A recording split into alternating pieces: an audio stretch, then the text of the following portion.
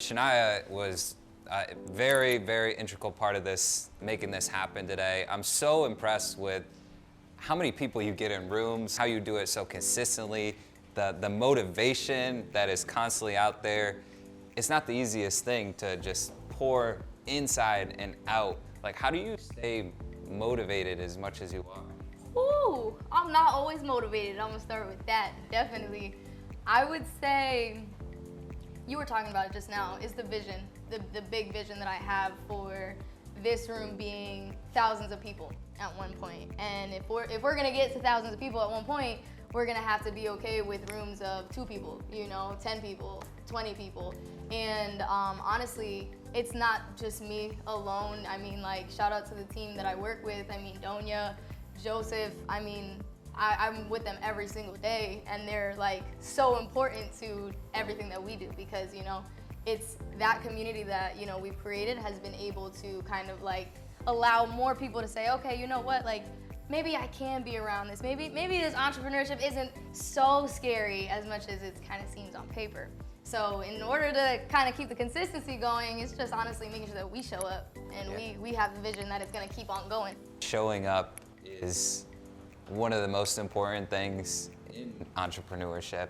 Yeah. Like, when you don't want to show up, what do you do to kind of light that spark? Like, I gotta be there. You know what's crazy is that literally just became a very big concept in my life of just like the idea of always showing up. So one thing that I do is kind of corny, but I literally will count out loud from 5, 4, 3, 2, 1. I learned that from Mel Robbins, if anybody knows what that is. And I'll just force myself to do it because I used to overthink everything. And I won't even say used to, there's times that I overthink a lot of things. There's times that I'm tired. Today, I was so tired, and I learned from somebody, I ate cherries for breakfast. That might have been a bad idea, but somebody told me today that makes you sleepy. So today I was like so tired, and I was like, we're gonna have an amazing event, and I'm like, it's gonna be so awesome, but it's like, okay, you just got a 5, 4, 3, 2, 1, let's go. And then get yourself kind of like in that mode.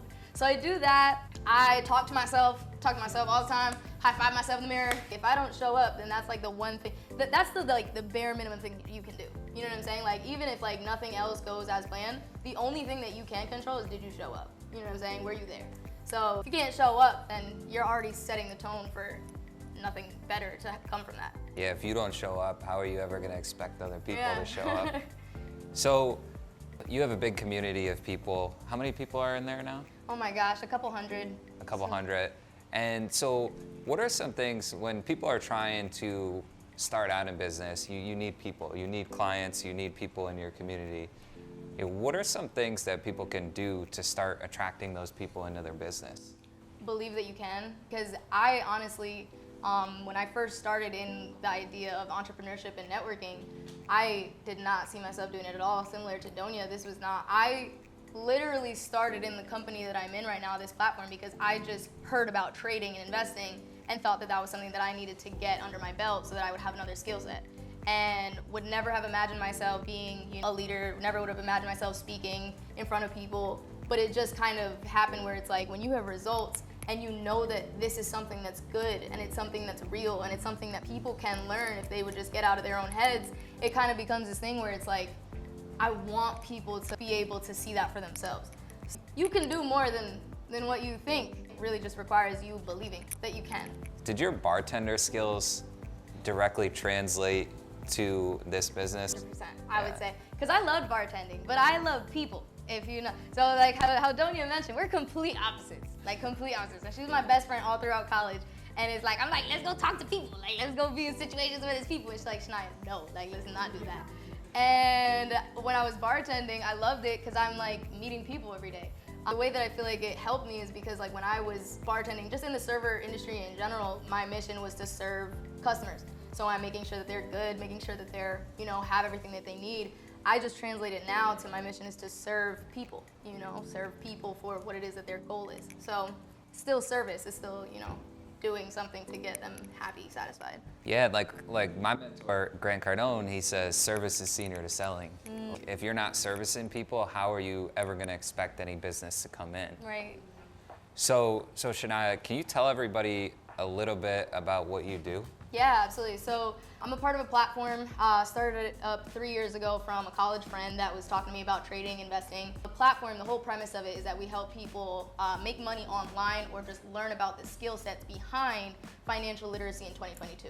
So knowing what is going on in the world of investing or trading, or what's going on when everybody's talking about Bitcoin and you should invest now, or NFTs, this is the right time to buy. There's a lot of hype around this stuff, and a lot of it can be nonsense. But it's like, if you don't know the actual information, if you don't have the actual resources or the people to actually help you understand things a little bit better, you're always going to be confused, and you're probably going to steer away from it because it already looks like a scary subject. It already looks like something that you don't want anything to do with, because like, why would I want to learn about Bitcoin? You know what I mean? And I'm never like, it's crashing right now. Like, this sounds terrible. I'm not going to do it. But then you start to understand, okay, there's actual technology, there's actual important information that regular people should know and should want to know. We help people understand how it works. We're a network. So plugging into the network means that you get to choose what you want to learn about, how you want to actually study, and then we just help you to get results in some way, shape, or form. It's a results-based business, so you have to like really know that it works in order to, believe that you can take it further. I'm not in MLN, but I love hanging out with people in MLN.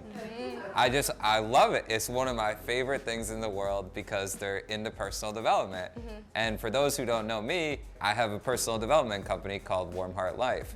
People say, like, what do you enjoy doing? I say, I love studying success. Even when I'm out in the town, I'm looking like, okay, that person said that. Why did they start laughing because of that? I'm just like one of the most curious people in the world. And MLN has always been one of the coolest things in my mind. And I think it was Cash Flow Quadrant, I heard Robert Kiyosaki say, if you're looking to start out in entrepreneurship, MLN is one of the best things you can do because it doesn't cost a lot of money. Can you touch on why he actually said that? Yeah, and actually I would recommend, if anybody really wants to dive into that, there's a book by Robert Kiyosaki, Business of the 21st Century, where he really just like hashes it all out. But it's crazy because it's like, it has such a bad reputation, the idea of affiliate marketing, network marketing, MLM, because of the fact that there's a lot of people that attempt it, don't take it serious, aren't patient with their results, don't actually grind or put in any work, and then quit and say that it won't work for you. So it's a crazy business opportunity, because if you are really trying to start up in entrepreneurship, you're a lot of the times not paying any crazy overhead cost of what it might take to start up a traditional business. You are getting an entire network handed to you of people that already have the results and the success, and they're giving you the blueprint of exactly step by step how to do it. And then if it's something that's meaningful to you, like, there's so many different companies. There's things that people sell products, health, that's awesome that you do that. There's so many like nutritional companies and like, just things that will help you improve in your life. In our case, we help people make money. So, it's a service. So if it makes sense to you and you can get behind it, then it's like you're already passionate because you know that it's something that's meaningful. And then it's just fun as well, because it's fun. You get to wake up every day and help people. It is a business model where you are literally helping other people instead of trying to compete with them for a raise or a promotion.